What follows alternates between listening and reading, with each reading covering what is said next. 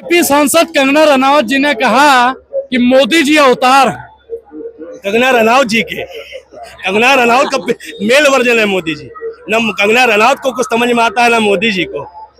मैंने एक बहुत टाइम पहले एक भाषण सुना था, मतलब चुटकुला सुना था अटल बिहारी वाजपेयी जी का, कि अटल बिहारी वाजपेयी जी संसद में कुछ कह रहे थे, मतलब कुछ नहीं कह रहे थे, विपक्ष से कुछ लोग कह रहे थे कि भैया ये पाकिस्तान बहुत गड़बड़ कर रहा है, अटल जी कुछ कीजिए, पाकिस्तान ऐसा ही चलता रहा तो पाकिस्तान कश्मीर कब्जा लेगा। तो अटल जी बहुत देर सोचे और बोले कि भाई साहब आपकी बात तो ठीक है। इसके बाद विपक्ष से एक व्यक्ति बोला कि नहीं नहीं ऐसा नहीं कर सकते, अगर ऐसा करेंगे तो शांति का संकट फैल जाएगा। फिर सोचे और बोले भाई साहब बात तो तुम्हारी भी ठीक है। तो बीच में एक मीडिया का कर्मी था, बोला अटल जी तुम्हारी समझ में आ रहा है, इसकी भी ठीक बोल रहे हो उसकी भी ठीक बोल रहे हो। तो अटल जी बोले बात तो तुम्हारी भी ठीक है। तो कंगना रनावत का तो हाल ये है कि जिस तरफ धारा बह जाती है उस तरफ वो बह जाते हैं। और मोदी जी देखो, मैं वक्त हो गया, हर चीज का एक समय सीमा होती है। मोदी जी की लोकप्रियता खत्म हो चुकी है। अगर मोदी जी अवतार लिए हैं भारत को बचाने के लिए।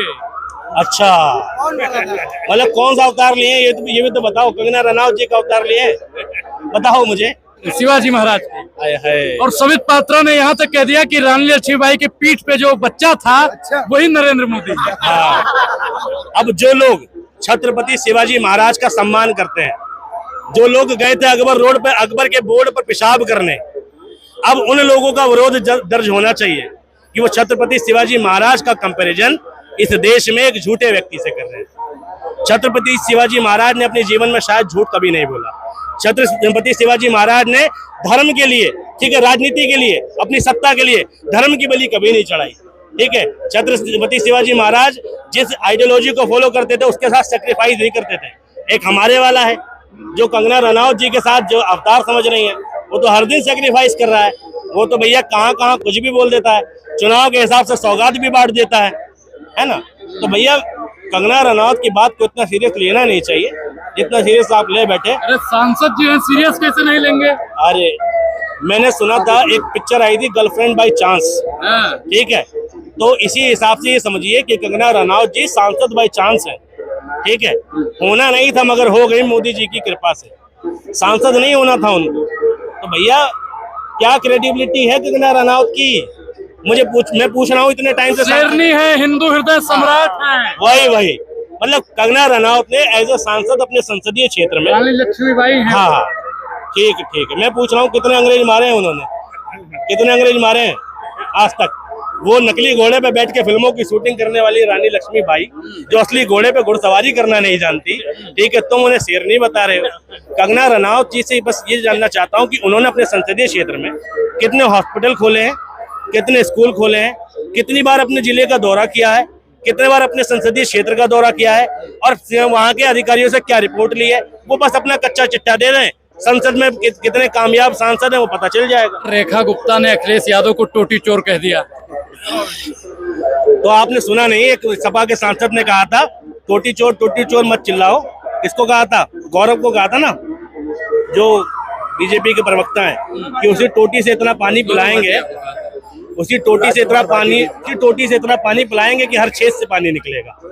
बोला था ना। तो भैया टोटी चोर बोलने से कुछ नहीं होगा। ठीक है, सत्ता में तुम हो।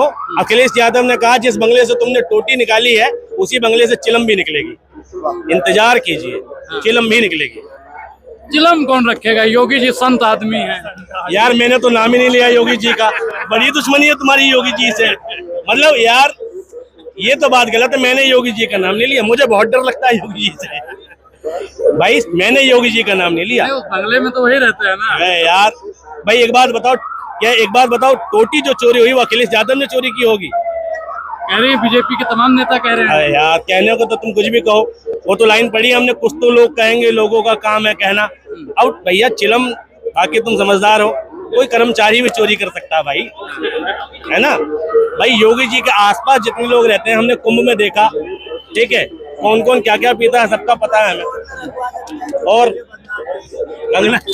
कंगना पे क्या बोलूं मैं, क्या मोदी जी अवतार पुरुष है या नहीं? भैया मोदी जी कंगना जी के लिए अवतार पुरुष है, ठीक है, इनकॉर्नेटेड है, ठीक है। कंगना जी उनको अपने घर में रखें।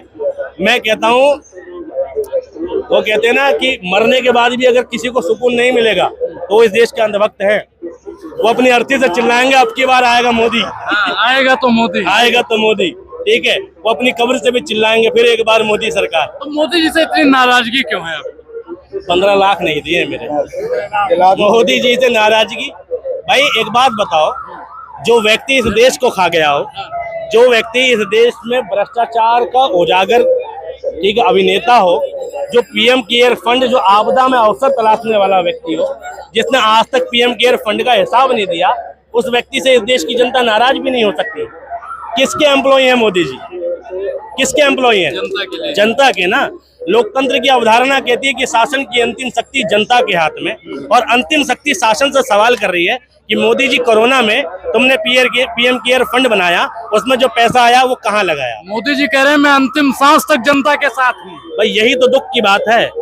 काश वो अपनी माँ के साथ होते अंतिम सांस में, काश वो अपनी बीवी के साथ होते अंतिम सांस तक, काश वो अपने भाई बहनों के साथ होते, तो शायद आज देश की तस्वीर कुछ और होती। देश के लिए अपने परिवार का त्याग किया है, उसे कहते हैं मोदी। भैया भाई एक बात बताओ, कैसा परिवार का त्याग किया है? भाई त्याग का मतलब ये होता है कि आप सुविधा छोड़ के असुविधा में पहुंच जाओ। एक आपने परिवार का त्याग किया, 100 गज का मकान होगा, 200 गज का होगा, 500 गज का होगा, ठीक, और यहाँ कई हजार गज की कोठी में बैठे हो। भाई जहां तुम रहते तो जो पहले की जिंदगी थी और मोदी जी की अब की जिंदगी, जो पहले की जिंदगी थी परिवार के साथ की जिंदगी और मुख्यमंत्री बनने के बाद की जिंदगी, वो कंपेयर कर दो और फिर बताओ सेक्रीफाइस किया कि नहीं किया। गरीब माँ का बेटा प्रधानमंत्री बन गया तो आप लोगों को दिक्कत है। गरीब माँ का बेटा बचपन में सूट पहनता था, गरीब माँ का बेटा बचपन में बो लगाता था। बो लगाने का सपना मेरा आज तक पूरा नहीं हुआ। क्यों पता है? जब तक छोटा था लगती थी टाई है, बड़ा होके लगा तो लगा वो वेटर की टाई है, मैंने लगाई नहीं आज तक। वो लगाने का सपना मुझे आज तक मैं पूरा नहीं कर पाया। और उस व्यक्ति ने, ठीक है, 70-80 के दशक में, पता नहीं 65 में हुए ना, 65-62 में हुए, और उसके बाद 70-80 के दशक में कोट पैंट पहन लिया, वो लगा ली, पुलिस की यूनिफॉर्म। हम बचपन में होते हैं, माँ बाप पूछते क्या बनेगा? पुलिस, और तमन्ना होती है कि एक बार पुलिस की ड्रेस मिल जाए। उस व्यक्ति ने उस ड्रेस में भी फोटो खिंचाई है बचपन में। यार कैसा गरीब, ऐसा गरीब ऊपर वाला हमें भी बना दे, ऐसा गरीब इस देश के 80 करोड़ लोगों को बना दे। जो व्यक्ति 80-90 के दशक में कैमरा यूज करता था, ईमेल यूज करता था, ऐसा गरीब हमें भी बना दे। जो विदेश की यात्रा करता था, व्हाइट हाउस में घूमता था, जो महात्मा गांधी की तस्वीर मूर्ति इंग्लैंड में देखता था, और जो कहता था भैया मैं गरीब हूँ, ऐसा गरीब इस देश के 80 करोड़ लोगों को बना दे ऊपर वाला। मोदी जी आए हैं तो देह पे कपड़ा आया है। या सही बात है, यानी मोदी जी को महात्मा गांधी के टाइम पर होना चाहिए था, महात्मा गांधी वापस से सूट पहन लेते। यही तो दुर्भाग्य है कि लोगों के देह पे कपड़ा आया और मोदी जी के देह पर 10 लाख का कपड़ा आया। ठीक है, इस देश में एक प्रधानमंत्री ऐसे हुए जब उस व्यक्ति ने देखा देश में अकाल है, देश के लोगों पे 2 वक्त का खाना नहीं है, तो उस व्यक्ति ने अपनी फटी हुई धोती नहीं बदली। और एक प्रधानमंत्री ऐसा आया जब देश के लोग 80 करोड़ लोग राशन की लाइन में है और वो सूट पर सूट बदलता है, दिन भर में 3 सूट बदलता है, 10-10 लाख के सूट पहनता है। ऐसा व्यक्ति, एक व्यक्ति हमने ये देखा जो देश का राष्ट्रपिता कहलाता है, जब वो देश का भ्रमण करने निकला, देश को जगाने निकला, तो उन्होंने देखा कि देश में लोगों को कपड़ा बदलने के लिए कपड़ा नहीं है, तो उसने कहा कि ऊपर का कपड़ा हराम, सिर्फ धोती में पूरे देश की यात्रा कर डाली। ठीक है, और एक व्यक्ति ऐसा आया कि जो दिन भर में 4 जोड़ी कपड़े पहनता है, फोटो शूट कराता है, मूर्ति बनवाता है, रोज न्यूज में खबरें चलवाता है, उसका कंपैरिजन कर रहे हो तुम। ऐसे अवतार कंगना रनौत को कम से कम महात्मा गांधी के बारे में पढ़ना चाहिए, लाल बहादुर शास्त्री के बारे में पढ़ना चाहिए, तब उसको पता चलेगा। खैर पढ़ना तो आता भी नहीं होगा, पता नहीं। कंगना रनौत जी ने कहा तो था 2014 के बाद में देश सही रूप से आजाद हुआ है। हाँ, तो कंगना रनौत 2014 के बाद पैदा हुई है शायद। कितनी उम्र है उनकी? कंगना रनौत, मैं पूछ रहा हूँ ना कि उस महिला जो कहते जिस थाली में खाया उसमें छेद कर दिया। जया प्रदा ने कहा था ना, जिस थाली में खाते हैं उस थाली में छेद करते हैं। जो महिला जिस इंडस्ट्री ने उसको नाम दिया, ठीक है, इज्जत दी, ठीक है, फिल्में दी, कारोबार दिया, घर दिया, वो महिला उस इंडस्ट्री की नहीं है। तो सोचो, वो देश की, कल को मोदी जी प्रधानमंत्री नहीं रहेंगे तो क्या कंगना रनौत भी नहीं रहेंगे राजनीति में? मैं पूछना चाहता हूँ, रहेंगी कि नहीं रहेंगी? तो भैया मोदी जी की भक्ति करने से देश नहीं चलता। ये देश तब बदलेगा जब इस देश में गरीब लोगों के हालात बदलेंगे। सब कुछ तो बदल रहे हैं, वक्फ बोर्ड को भी बदल दिया। बस बारी सनातन बोर्ड की भी है कि भाई इस देश में मस्जिदें 3 लाख है, मंदिर जो है 20 लाख है। जितनी जमीन वक्फ बोर्ड पर है उसकी 5-6 गुना मंदिरों के पास है। ठीक, अगर वक्फ बोर्ड ने इस देश के मुसलमानों के लिए कुछ नहीं किया तो इस देश में मंदिरों ने किया है, लेकिन उस हिसाब से कुछ नहीं किया। यूं तो वक्फ बोर्ड के भी मदरसे हैं, यूं तो वक्फ बोर्ड के भी स्कूल हैं, यूं तो वक्फ बोर्ड की भी चैरिटी है, लेकिन जितनी होनी चाहिए थी उतनी नहीं है। ऐसे ही मंदिरों के भी स्कूल हैं, मंदिरों के भी हॉस्पिटल हैं, मगर जितने होने चाहिए थे उतने नहीं है। अगर होते तो देश का 80 करोड़ हिंदू राशन नहीं खा रहा होता फ्री में, देश का 80 करोड़ हिंदू किराए पर और बेरोजगारी की मार नहीं झेल रहा होता, देश का 80 करोड़ हिंदू सरकारी अस्पतालों में लाइन नहीं लगा रहा होता। 25 करोड़ मुसलमानों की चिंता है सरकार को, लेकिन 80 करोड़ हिंदुओं की चिंता नहीं है। बिल आना चाहिए तो दोनों धर्मों के लिए आना चाहिए ना।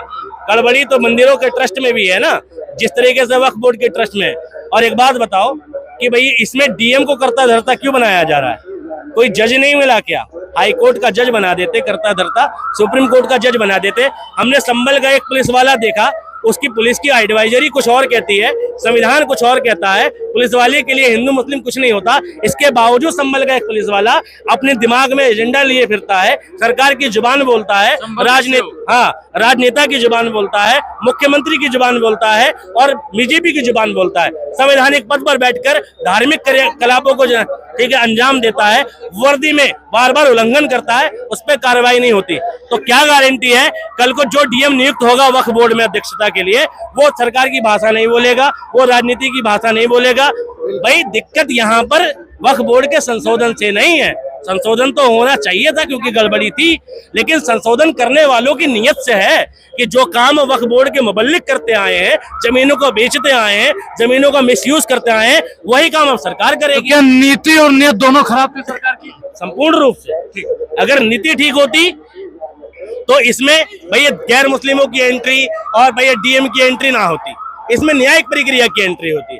और अगर नियत ठीक होती तो इसमें दोनों के लिए आता, हिंदू के लिए भी आता, मुस्लिम के लिए भी आता।